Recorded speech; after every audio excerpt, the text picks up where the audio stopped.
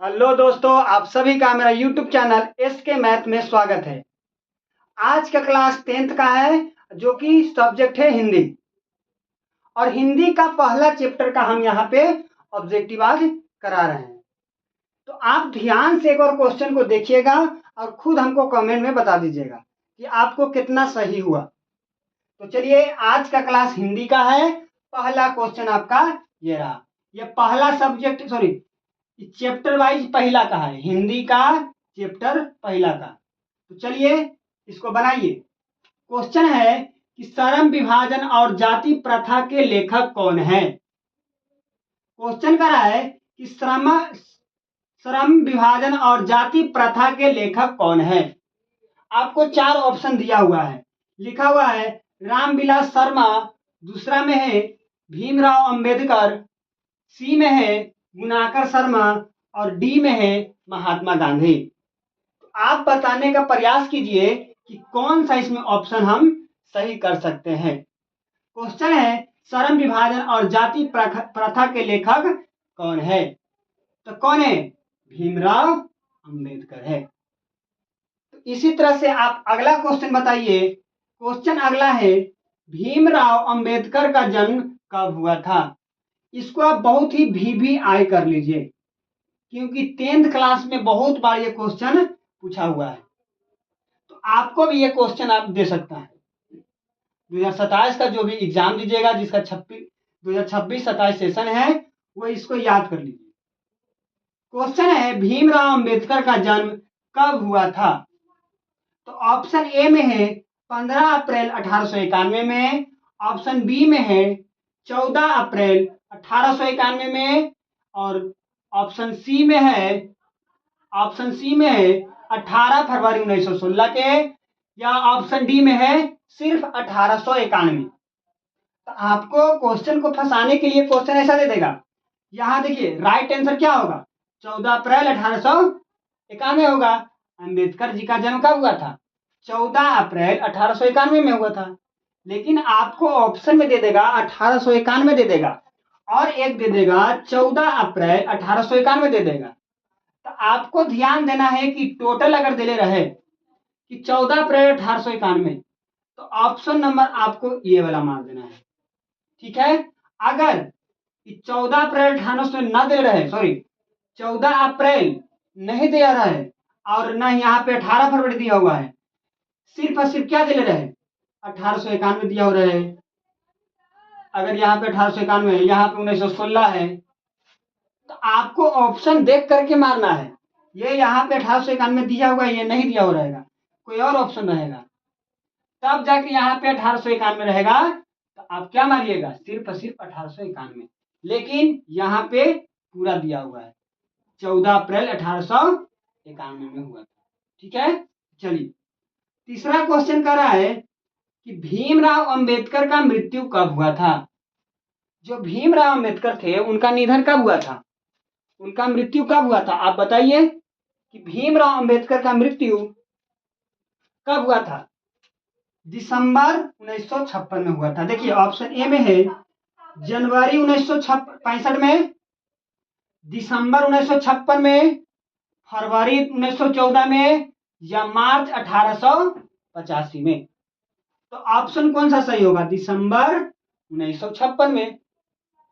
ठीक है। अब देखिए चौथा क्वेश्चन, भीमराव अंबेडकर के चिंतन और रचनात्मक के मुख्यतः कितने प्रेरक व्यक्ति थे। क्वेश्चन आप लिख लीजिएगा कॉपी पे। ठीक है।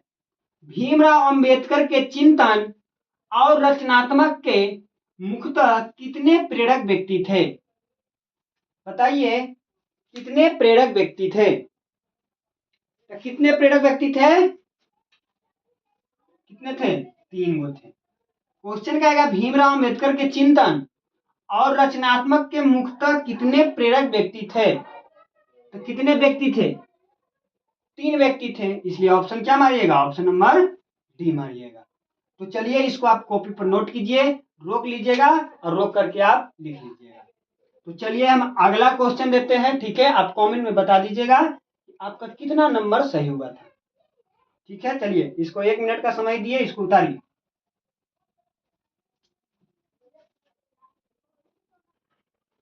तो चलिए देखिए, अगला क्वेश्चन आपका ये रहा। क्वेश्चन आप पढ़िए और कमेंट में हमको बता दीजिएगा कि आपको कितना सही हुआ। क्वेश्चन हम अभी देखेंगे, जितना आपको मिलता है यहाँ हम देते जाएंगे।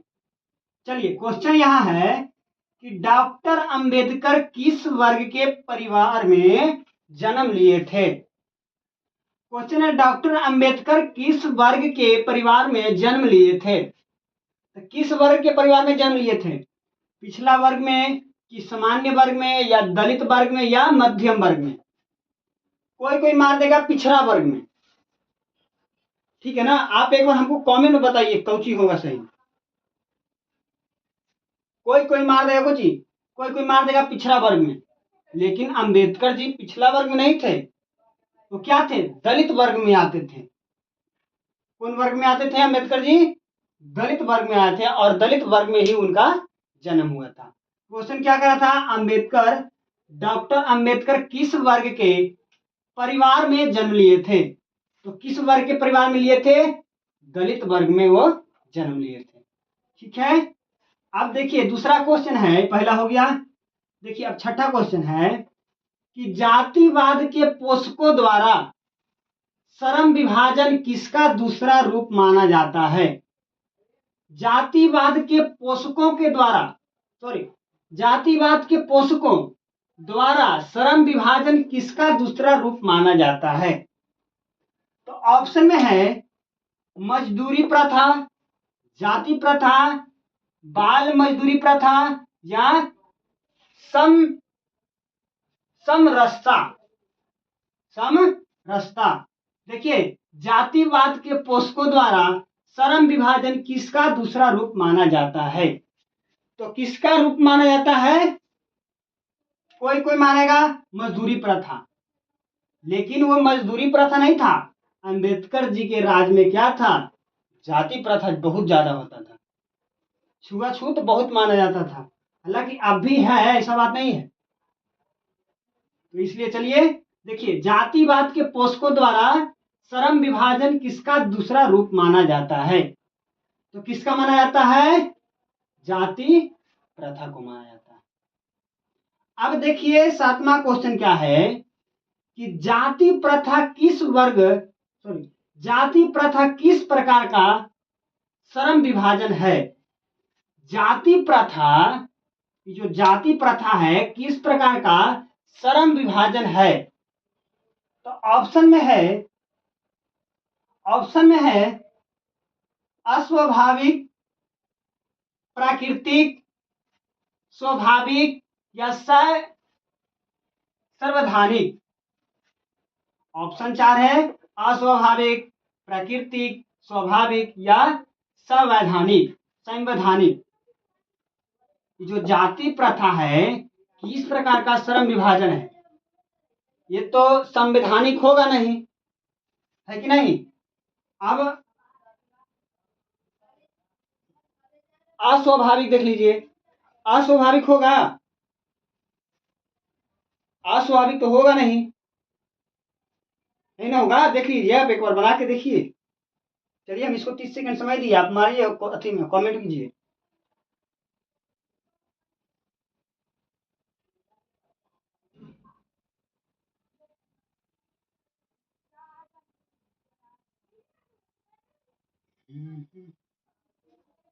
चलिए हम ही बना देते हैं। जाति प्रथा किस प्रकार का श्रम विभाजन है? तो क्या है? अस्वाभाविक है, क्योंकि प्राकृतिक थोड़े बना करके भेजता है कि तुम जाओ, इस जाति का तुम है, इस जाति में जन्म ले लो। प्राकृतिक तो नहीं कहता है। अब स्वाभाविक तो होता नहीं है कि मेरा अंदर गुण है कि हम चमार है तो चमारे रहेंगे, रविदास है तो रविदासे रहेंगे, पासवान है तो पासवाने रहेंगे, जादव है तो जादवे रहेंगे। ऐसा नहीं है कि हम कुर्मी है तो स्वाभाविक है कि हम कुर्मी हैं, ऐसा तो नहीं है। यहाँ पे कह रहा है जाति प्रथा किस प्रकार का श्रम विभाजन है? ये क्या है? अस्वाभाविक है। क्या है? अस्वाभाविक है। इसी तरह से 8वां है कि जाति प्रथा के अनुसार श्रम विभाजन का आधार क्या है? जाति प्रथा के अनुसार श्रम विभाजन का आधार क्या है? श्रम विभाजन, याद रखिए, जाति प्रथा के अनुसार श्रम विभाजन का आधार क्या है? ऑप्शन ए में है मनुष्य की रुचि, रोजगार सृजन, पैतृक पैसा या कौशल क्षमता। क्वेश्चन है जाति प्रथा के अनुसार श्रम विभाजन का आधार क्या है? बताइए। जाति प्रथा के अनुसार, जाति प्रथा के अनुसार श्रम विभाजन का आधार क्या है? क्या है? तो देखिए, ऑप्शन ए में है मनुष्य की रुचि, रुचि के आधार पर तो होगा नहीं। रोजगार का सृजन, ये तो होगा नहीं। अब रह गया ये दोनों, तो कौशल क्षमता तो होगा नहीं, इसलिए क्या होगा? पैतृक पेशा।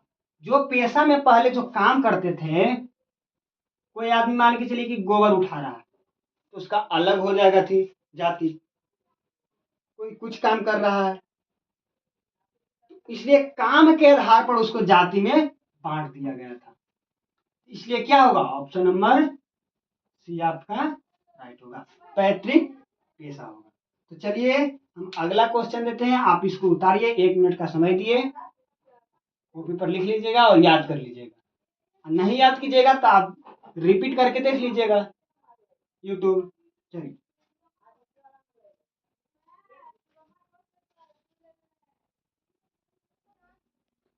तो चलिए देखिए, अगला क्वेश्चन ये रहा। ये भी VVI ऑब्जेक्टिव है, ऐसा नहीं है कि ऐसे दे रहे हैं। ये भी पहला चैप्टर में ऐसा क्वेश्चन पूछ सकता है, इसलिए क्वेश्चन आप बनाइए। क्वेश्चन कह रहा है कि श्रम विभाजन और जाति प्रथा शीर्षक के किनके द्वारा हिंदी में रूपांतरित है? क्वेश्चन क्या है? श्रम विभाजन और जाति प्रथा शीर्षक किनके द्वारा हिंदी में रूपांतरित है? ये जो श्रम विभाजन और जाति प्रथा जो है, हिंदी में कौन लिखे हैं? तो कौन लिखे हैं बताइए। ऑप्शन ए में है, ऑप्शन ए में घबरा रहे हैं, क्या लिखा था? सॉरी, ऑप्शन ए में है भीमराव, ऑप्शन ए में है भीमराव अंबेडकर, बी में है रामचंद्र शुक्ल, सी में है ललई सिंह यादव, ऑप्शन डी में है नलिन बिलोचन शर्मा। ये जो श्रम विभाजन और जाति प्रथा जो है, श्रम विभाजन और जाति प्रथा जो है, हिंदी में कौन लिखे थे? क्या बोला? यहाँ रूपांतरित है। तो बताइए कौन होगा? हिंदी में कौन लिखे हैं? श्रम विभाजन और जाति प्रथा के शीर्षक किनके द्वारा हिंदी में रूपांतरित है? तो हिंदी में कौन लिखे? ललई सिंह यादव, ललई सिंह यादव। इसी तरह से इसी तरह से क्वेश्चन नंबर 10 में देखिए, विडंबना का अर्थ क्या है? बताइए। कोई नहीं कहता है कि उस आदमी को विडंबना मत उड़ाओ, यानी कि उपहास मत उड़ाओ, है ना? कोई की बेइज्जती करता है तो क्या कहता है? इसको विडंबना कर रहा है, तुम उपहास उड़ा रहा है। तो यही कह रहा है कि विडंबना का अर्थ क्या है? तो विडंबना का अर्थ है उपहास। क्या है? देखिए, ऑप्शन ए में क्या है?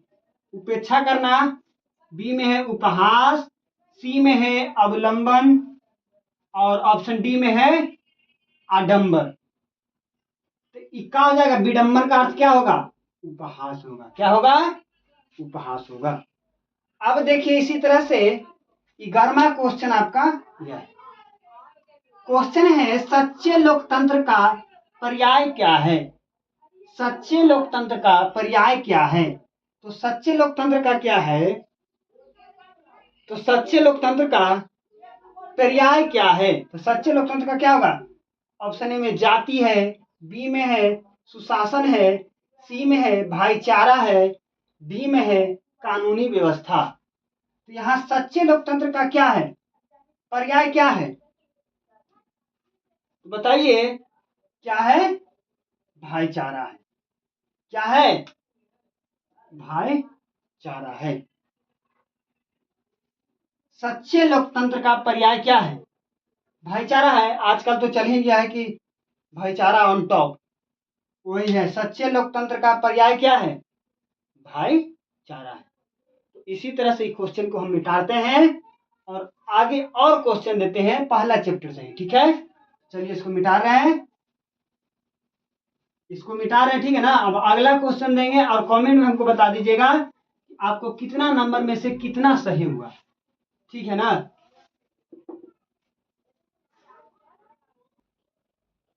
चलिए देखिए अगला क्वेश्चन आपका ये रहा। क्वेश्चन कह रहा है कि भीमराव अंबेडकर के प्रेरक के क्या क्या नाम थे? भीमराव अंबेडकर के प्रेरकों के क्या क्या नाम थे? यानी कि यहां देखिए क्या है कि भीमराव अंबेडकर के प्रेरकों के क्या क्या नाम था। तो क्या क्या नाम था जो प्रेरक लिखे थे? तो क्या था? राम कबीर, देखिए ऑप्शन ए में है, देखिए राम कबीर महात्मा गांधी। ऑप्शन बी में है बुद्ध रहीम कबीर। और ऑप्शन सी में है बुद्ध कबीर ज्योति फूले। और ऑप्शन डी में है कबीर बुद्ध और महात्मा महादेवी वर्मा। क्वेश्चन है भीमराव अंबेडकर के प्रेरकों के क्या क्या नाम थे? ऑप्शन ए में है राम कबीर महात्मा गांधी। ऑप्शन बी में है बुद्ध रहीम कबीर। ऑप्शन सी में है बुद्ध कबीर ज्योति फूले। और ऑप्शन डी में है कबीर बुद्ध और महादेवी वर्मा। तो बताइए ऑप्शन कौन सा होगा, बताइए। तो देखिए ऑप्शन नंबर क्या होगा? बुद्ध कबीर और ज्योति फूले। क्वेश्चन रहेगा इसे भीमराव अंबेडकर के प्रेरकों का क्या क्या नाम था? तो क्या बोलिएगा, वहां लिखिएगा बुद्ध कबीर और ज्योति फूले। अब इसी तरह से 13वां क्वेश्चन देखिए। 13वां क्वेश्चन है कि बाबा साहेब अंबेडकर संपूर्ण वाङ्मय नाम की पुस्तक कितने खंडों में प्रकाशित हो गई है? देखिए बाबा साहेब अंबेडकर संपूर्ण वाङ्मय नामक की पुस्तक कितने खंडों में प्रकाशित हो गई है? ये जो अंबेडकर साहब के पुस्तक जो है वाङ्मय कितने खंडों में प्रकाशित हो गया है? तो ऑप्शन ए में है 22 खंड, बी में है 21 खंड, सी में है 48 खंड, डी में है 20 खंड। तो उनका जो पुस्तक था वाङ्मय वह 21 खंड में क्या हो गया था? प्रकाशित हो गई है, ठीक है। कितने खंड में हो गया है? तो 21 खंड में प्रकाशित हो गया है। चलिए इसी तरह से 14 क्वेश्चन है, लाहौर का वास्तविक सम्मेलन कब हुआ था? लाहौर का वास्तविक सम्मेलन कब हुआ था? क्वेश्चन क्या कह रहा है 14 कि लाहौर का वार्षिक सम्मेलन कब हुआ था? तो कब हुआ था? 1935 में कि 1936 में कि 1835 में कि 1836 में? तो बताइए क्या होगा? लाहौर का वार्षिक सम्मेलन कब हुआ था? ऑप्शन ए में है 1935, ऑप्शन बी में है 1936, ऑप्शन सी में है 1836 और ऑप्शन सी में है 1835 और ऑप्शन डी में है 1836।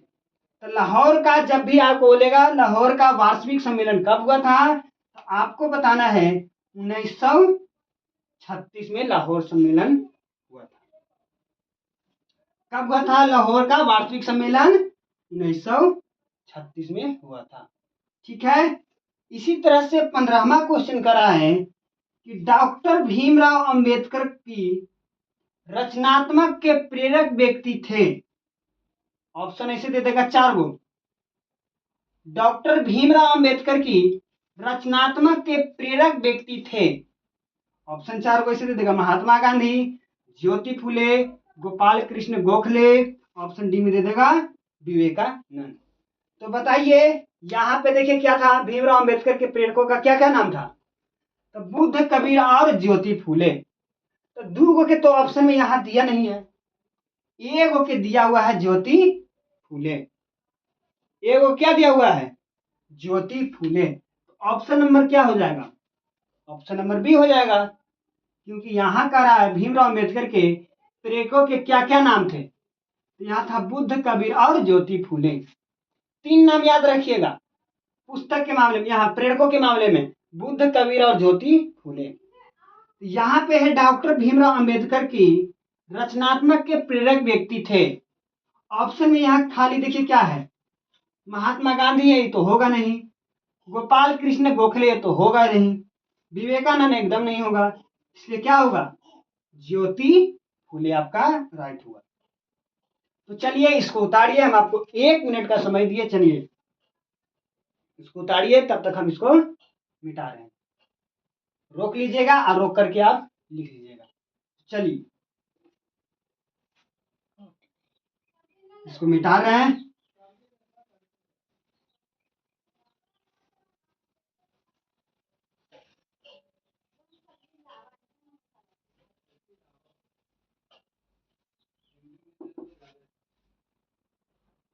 देखिए अगला क्वेश्चन आपका ये रहा, क्वेश्चन आप ध्यान से पढ़िए और हमको कमेंट में बता दीजिएगा कि कौन सा आपका ऑप्शन यहाँ तक सही था। अभी लाइव नहीं आ रहा है क्योंकि अभी लाइव का ऑप्शन ही नहीं। चलिए देखिए, किनके द्वारा, सॉरी देखिए, किनके प्रोत्साहन पर बाबा साहेब उच्चतर शिक्षा हेतु न्यूयॉर्क गए थे। कौन उनको उकसाए थे कि जाओ तुम न्यूयॉर्क जाओ, तुम्हारा जिंदगी बदल जाएगा, तो कौन उकसाए थे उनको, खाली ये आपको बताना है। किनके प्रोत्साहन पर बाबा साहेब अंबेडकर उच्चतर शिक्षा हेतु न्यूयॉर्क गए थे, तो उनको कौन उकसाए थे न्यूयॉर्क जाने के लिए, यही आपको क्वेश्चन कह रहा है। ऑप्शन ए में है काशी नरेश, ऑप्शन बी में है प्रतिशाला नरेश, ऑप्शन सी में है बंडोर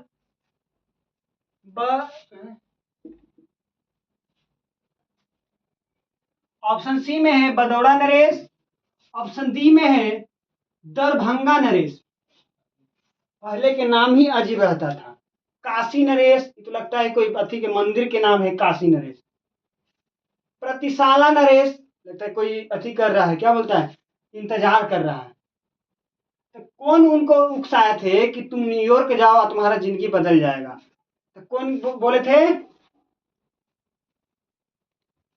तो कौन बोले थे बताइए, बदौड़ा नरेश बोले थे कि तुम न्यूयॉर्क जाओ और तुम्हारा जिंदगी जो है वो बदल जाएगा। तो इसी तरह से आपको अगर एग्जाम में ऐसा क्वेश्चन रहेगा तो आप क्या कीजिएगा, क्वेश्चन रहेगा कि किनके प्रोत्साहन पर बाबा साहेब उच्चतर शिक्षा हेतु न्यूयॉर्क गए थे, कि पहले 5वां में थे अब 10वां के जैसे कि पढ़ना था उनको, तो उनको उकसाने वाले कौन थे, बदौड़ा नरेश थे कि तुम जाओ न्यूयॉर्क का, तुम्हारा जिंदगी जो है वहीं से बदलना चालू हो जाएगा। अब देखिए 17, देखिए 17 क्वेश्चन है कि बुद्धा एंड हिज धम्म के लेखक कौन है, बुद्धा एंड हिज धम्म के लेखक कौन है।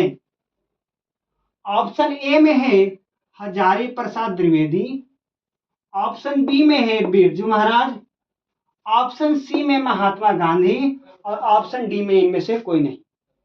जगह नहीं था इसलिए हम क्या किए, वहां पे इंग्लिश में नॉन लिख दिए हैं, यानी कि इनमें से कोई नहीं।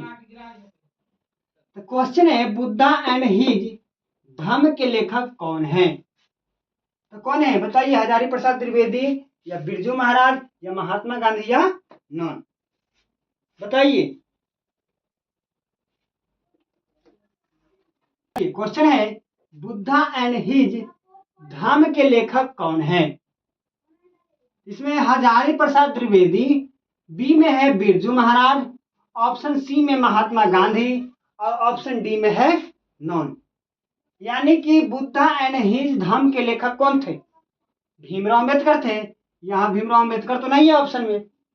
ऑप्शन में क्या है? नन है, इसलिए क्या हो जाएगा? ऑप्शन नंबर डी आपका राइट हो जाएगा, भीमराव अम्बेडकर। यहाँ अम्बेडकर नहीं है, इसलिए क्या हो जाएगा? नॉन हो जाएगा, इनमें से कोई नहीं। ठीक है, तो चलिए 18वां क्वेश्चन है कि भीमराव की रचना है। 4 गो ऑप्शन है, आपको बताना है कि मैं भीमराव की रचना कौन है। तो बताइए भीमराव की रचना कौन है इसमें? ऑप्शन ए में है the rise and fall of the Hindu women. Option B में है संत संत परंपरा और साहित्य। संत परंपरा और साहित्य। और ऑप्शन सी में है विचार और वितरक। विचार और वितरक। और डी में है भारतीय लिपियां की कहानी।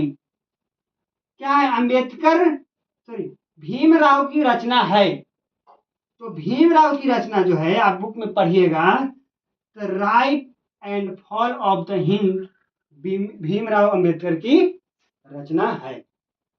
तो चलिए इसको उतारिए, 1 मिनट के हम आपको समय दिए और अगला क्वेश्चन देंगे और कमेंट में बता दीजिएगा आपको कितना सही हुआ था। इसको मिटा रहे हैं, पहले देख लीजिए एक बार। हो गया? चलिए मिटा रहे हैं, देखिए। मिटाने के बाद आपको क्वेश्चन हम यहाँ देंगे और आपको बनाना है।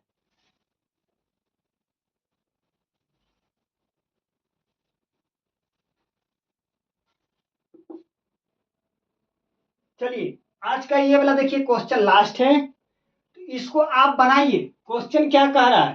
क्वेश्चन कह रहा है इसको बनाने की जरूरत नहीं, तो हिंदी है, आपको याद रहना चाहिए। देखिए भारत की जाति प्रथा की व्यवस्था है। एग्जाम में देगा कि भारत की जाति प्रथा की व्यवस्था है। ऑप्शन 4 वो देगा कुछ ही, यह श्रमिकों का अस्वाभाविक विभाजन है। क्वेश्चन क्या कर रहा है? भारत की जाति प्रथा की विशेषता। तो यह श्रमिकों का अस्वाभाविक विभाजन है। ऑप्शन बी में है यह श्रमिकों का स्वाभाविक विभाजन है। ऑप्शन सी में है इसमें मनुष्य सहजता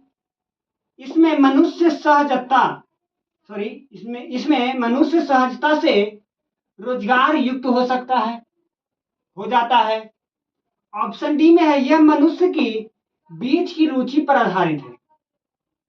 क्वेश्चन है कि भारत की जाति प्रथा की विशेषता क्या है? तो यह श्रमिकों का अस्वाभाविक विभाजन है या यह श्रमिकों का स्वाभाविक विभाजन है।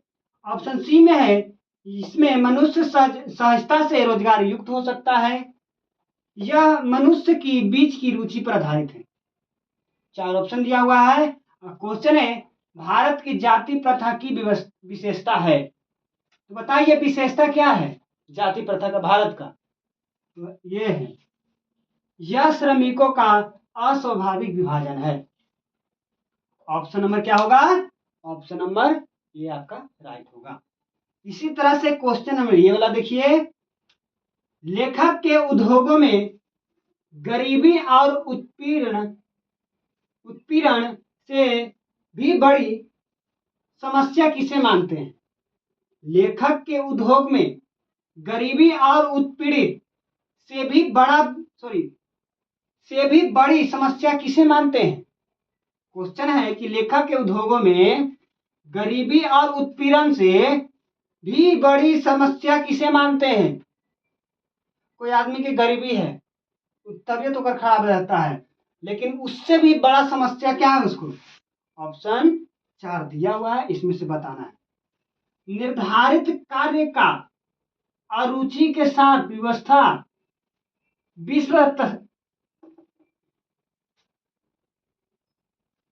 क्या है? निर्धारित कार्य का अरुचि के साथ विस्तावश करना। ऑप्शन बी में है अनुभवहीनता।